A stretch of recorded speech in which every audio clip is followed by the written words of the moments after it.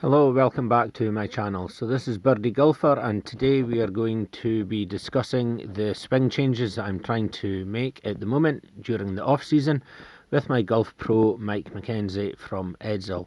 So as you can see, one of the first issues that we are been trying to address is the club head position in P1, which is the club being parallel to the ground. As you can see, the club head is not behind my hands, and also the club face is far too open. So this will obviously cause quite a few different issues throughout my golf swing, and it does mean that obviously my timing can also be slightly off as well, which is not good. So it is something that we have had to work on quite a lot to try and get fixed. With this second video, you can actually see that the club head is in much better a position, but can still be better. Unfortunately, it still is in an open position, so it is still in line with the backs of my thighs and not the spine angle. But as you can also see, the shoulder turn is so much better in this position also. The bucket on the ground, that's actually to try and stop me from being able to pull the club too far in the inside, and it also allows me to get a lot more width in my backswing as well, which can give me more timing and also better power. So it is something that we are constantly working on at the moment to try and get my golf swing to be looking a lot more professional. As you can see from this back position here, the club head is in exactly the position that I have just been describing within the first two pictures. So the club head is actually covering my hands. The club face is in line with my spine, so it is more of a closed position instead of the open position. So it is actually facing more down towards the ground rather than the wall that would have been in front of me. So this actually does give me a much better shoulder turn. My arms are obviously a lot more straighter, especially my left arm. My right arm in this position is just starting to bend, but it does give me so much more time and also so much more power without any extra energy. This side-by-side pictures actually shows the difference between the first and the third photos that we've just been looking at, and as you can see, the changes are massive. So as an example, the club head in the photo on the left hand side is probably about 1 foot behind the position in the photograph on the right hand side, which is an absolute massive amount. So the structure is completely different, the shoulders are completely different, the turn is also completely different as well. It does look a lot more powerful, it looks a lot more professional, and as we were discussing earlier on, it gives me so much more better timing as well. So vast improvements, very, very happy.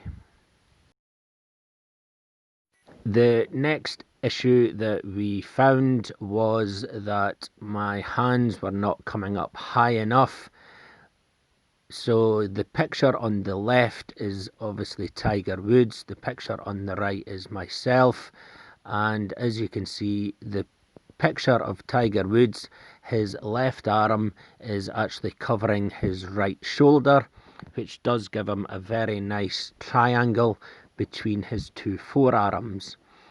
With my picture, you can see that the left arm does not cover the right shoulder.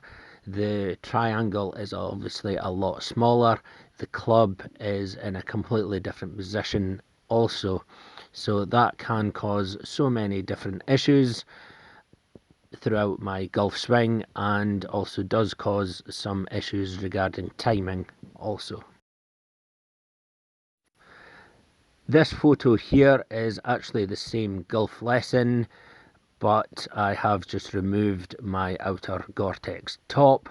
But as you can see, I have actually managed to get into the correct position that we were just discussing a second ago, and the difference is absolutely massive. So the photo on the left shows that the club is very shallow, it's very far behind me, the turn's not very good, the position of my left arm over my right shoulder is also not very good either.